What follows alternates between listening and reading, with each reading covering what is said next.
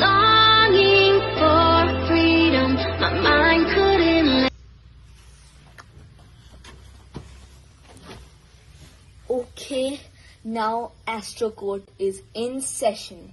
Would you like to state your cause?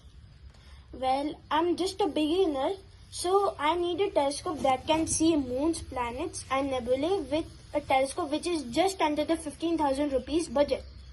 Alright, so I guess you would want to do visual, but you can tell me if you want to do astrophotography. Do you want to know the difference between that?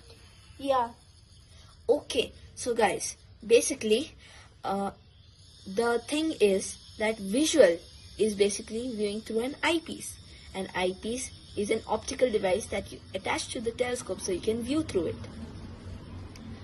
And viewing without an eyepiece, directly inserting a camera into the telescope is known as astrophotography.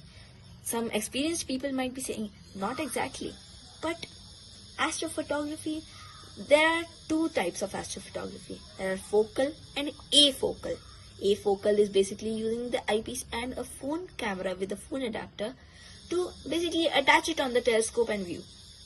But the focal astrophotography is basically putting a camera without any eyepiece on the telescope and doing the things. So I think if you even want to do astrophotography, I would recommend afocal. So what is your basic goal? You can tell me. I want to do visual. You want to do visual. So if you want to do visual, I would actually recommend you the Celestron Star Sense 70 LT. It comes at 14,000 rupees, just under your budget. And you might be thinking, just under my budget, that sounds kind of expensive, but it's kind of worth it because it is a 70mm aperture. That means that it is a usable aperture to view planets, nebulae and other deep sky objects. And now you may be asking, what is this aperture thing? Yeah. So guys, basically aperture is the diameter of the circle, which is basically the mirror of the telescope. So with a 70mm diameter of the telescope's mirror, is actually pretty usable for under 15,000 rupees. Plus, it comes with a feature that not many telescopes have. Would you like to know that? Yeah. So that feature is basically Star Sense. Celestron Star Sense. It only works with a specific amount of Celestron telescopes. The basic system is that you have to attach it on the top of the telescope body using a adapter which they will provide with the telescope. After you attach it onto the telescope with the adapter, you will have to calibrate it in some models, but I think in most models you do not have to calibrate it. It will automatically show you where to point the telescope so that you can find the object. For example, I want to find Jupiter. Jupiter is over here. I'm pointing my telescope over here. So the app will tell me, point it here to find Jupiter. That's why it's so good. There are many other options also, such as few unbranded, they have brands, but still we consider them unbranded. Unbranded Dobsonian tabletop telescopes. Dobsonians are basically telescopes which do not have any mounts underneath them. They basically just have a plain surface like this and they rotate on that. It is an all azimuth mount even without the tripod. So they are actually pretty useful because they are point and shoot telescopes. There's no tripod, there's no nothing. You just point the telescope and shoot. Yeah. So basically, if you want to have ease finding planets, you can get the Celestron Star Sense 70 LT. If you want a bit more aperture that these Dobsonians can provide because they do not have any tripod, you can take a few unbranded Dobsonians. There are many online, and I'm sure you will find one of them. Now, guys, I would like to actually give you a disclaimer. He's not actually a beginner. Yeah, He's acting a beginner. And in next video, he'll most likely be the judge and I'll be the beginner. So don't think of us as beginners that these people are so stupid, because he's not actually a beginner. So guys, also one more disclaimer. Actually two more disclaimers. So the first very important disclaimer, that these telescopes are not built for exposure astrophotography. They are not built for it. You may ask, what is exposure astrophotography? Correct? Yeah. That is basically keeping the camera lens open for a longer while taking the photo. You might think, but a photo is instant. It just opens and closes. It still keeps the shutter open for a specific amount of time before closing.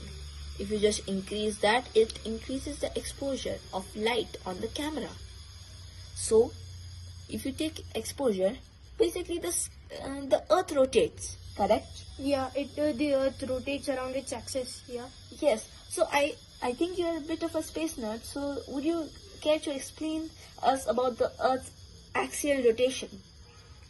The Earth's axis is basically we all must think that since the North Pole is here and the South Pole is here, the Earth must rotate like this around the North Pole. But actually, the Earth is rotating like this.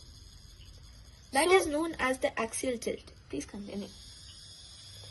The axial tilt is at approximately 15 degrees. So, okay. So now I will take over again from my friend. Thank you. And so the sky rotates because the Earth rotates. So the sky rotates in the opposite direction of Earth's rotation, because that is just relativity. If you want to get into the science of that, there are many YouTube videos you can watch, but please finish this one before, because this is actually important for you and your telescope.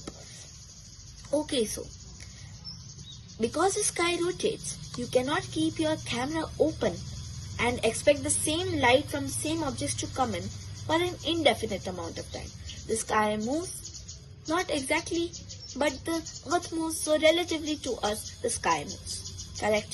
So, if celestial object number A is here and you're pointing your telescope over here, you open your shutter and you start clicking, but the celestial object moves away, and then you close your shutter.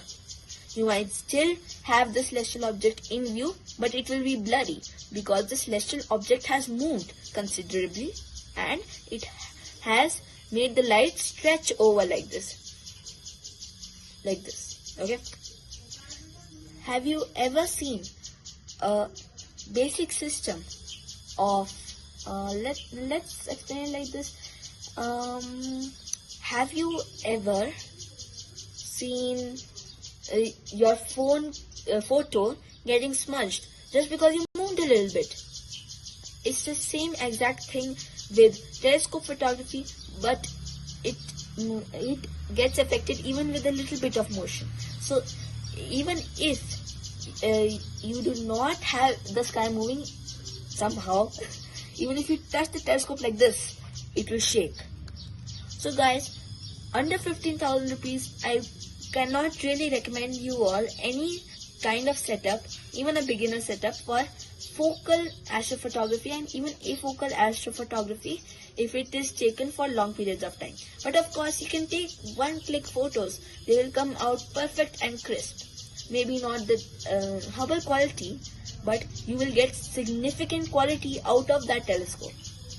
So guys, thank you for watching, and if you liked the video, if this was helpful to you, we would like for you to like, subscribe, and just leave a comment, because commenting actually gives a special gift on this channel. It's not a gift you might expect, but if you have a specific situation, suppose you have a budget of 50,000 rupees, you want to view a few planets and all that, but you don't actually know what telescope or what setup of the telescope and components to buy, we can make the video for you. So if you comment and if you specify heavily, then we can make your suggestion into a video.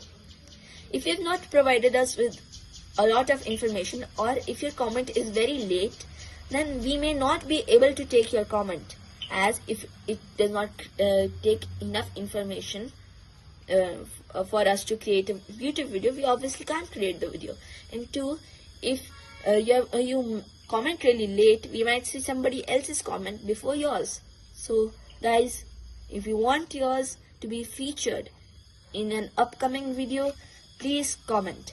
And if this video has been helpful to you, please like and subscribe, because it's free, and liking and subscribing actually helps the algorithm recommend this to more people, and then they can also save their money, because Money doesn't grow on trees. exactly. So guys, we'll see you in the next video where he'll be the judge and I'll be the complete beginner. Bye.